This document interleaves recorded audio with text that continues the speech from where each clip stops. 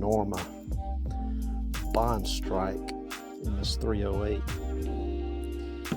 Midway had these on sale 50% off for $23.99 a box. 180 grain bonded ballistic tip bullet.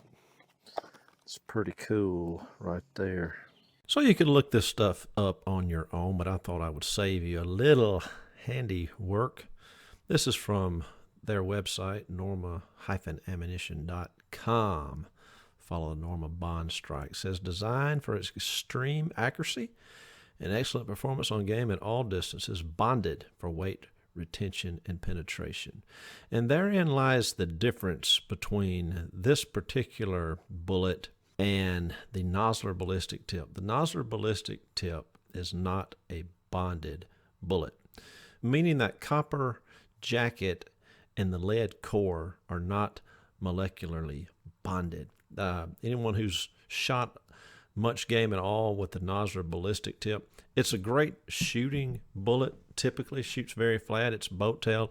It looks exactly like this. It has a polymer tip, so it keeps its uniformity well and everything. But if you've shot much game at all with it, especially larger game, you know that that bullet is prone to not exiting. And the last two decent bucks I've shot, one was actually, I think, the last three that I've shot, but two in particular that I remember because they just, the good news is they dropped right in their tracks dead. And really, you can't complain when a bullet performs like that.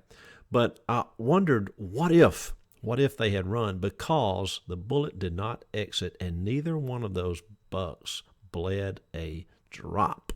They were larger bodied deer, and so the bullet did not exit. I had a high shoulder shot, which I've come to prefer, which dropped them instantly.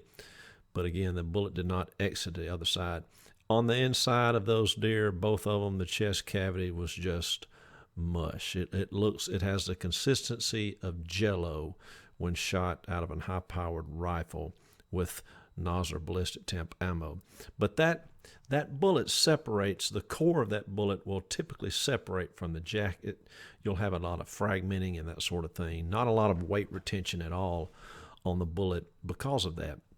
These Normas are different. They are designed for excellent performance on game at all distances and bonded for their weight retention and penetration, which in theory leads me to think that you might get pass-throughs with this ammo, whereas you typically don't the Nosler ballistic tips on larger sized critters. It says Norma has been known for precision, but Bond Strike takes it to a whole new level with a winning combination of streamlined polymer tip and match style boat tail for great accuracy. Bond Strike features unique bonding technology and state-of-the-art design. A winning combination of streamlined polymer tip and match style boat tail, unique bonding technology and state-of-the-art design, extreme accuracy and terminal performance at all distances, accuracy courtesy of that boat tail design. This says it separates itself from the field with extreme accuracy and terminal performance at all distances. Bond Strike's performance on game is impressive to witness. From the venerable 308 Winchester to the powerful 300 Win Mag, the bullet just delivers. Hunters have used this with great success on everything from running moose in Sweden to baited hogs in Texas. Long-range expansion and knockdown power stopped a large moose with a single shot. That's hard to do no matter what the caliber or bullet. Tough construction kept the bullet intact inside 100 yards on a big old bore. Be sure you try it yourself near or far. We know you'll come to trust Bond Strike. I'm excited. My favorite ammo for this particular rifle, I said it in the video, it hasn't typically cared for heavier weight bullets, heavier than 150. 150 grain is what it's shot best in.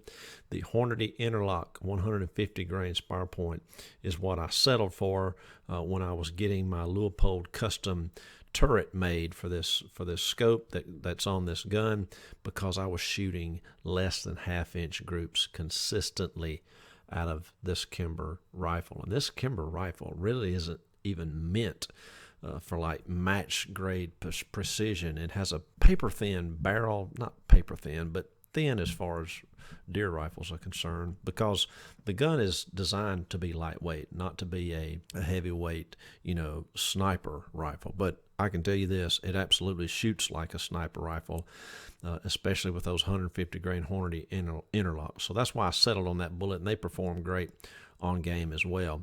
But I'm going to keep some of these 180s on hand, and be shooting some game with those as well. Good Lord willing. They shoot about 2 inches to the left and 2 inches lower than the Hornady interlock. I'll just have to factor that in when I'm shooting, but at 100 yards or so range, if I'm sitting a green field or something like that, shouldn't have any problems whatsoever, even without adjusting my scope dial at all.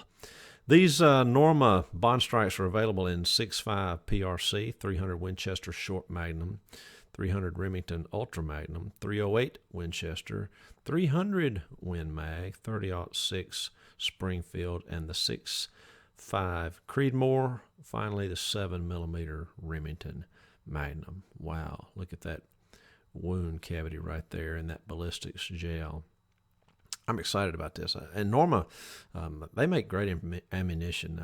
I've found it to be consistent in rifles, and when I've shot it, just their regular spire point stuff. But this is my first experience with the Bond Strike long range hunting ammo, and so I'm kind of excited about that. There it is, and you can find all kind of reviews on this ammo on YouTube as well.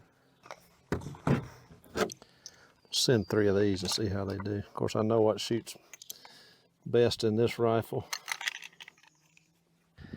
I know it likes 150s better than heavier rounds, or it always has, but let's see what happens.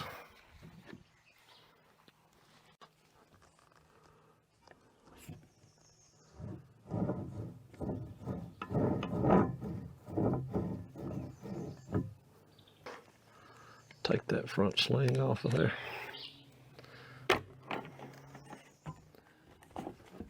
There we go.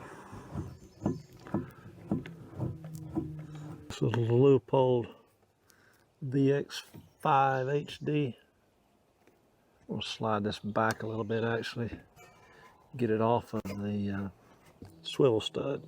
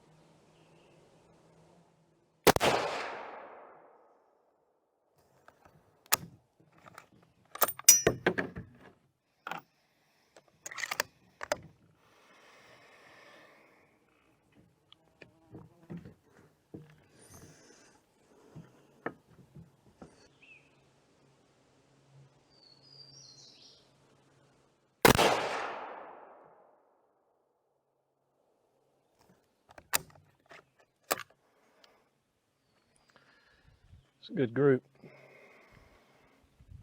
Let's go see how good. That's that Norma 308 ammo, 180 grain Bond Strike.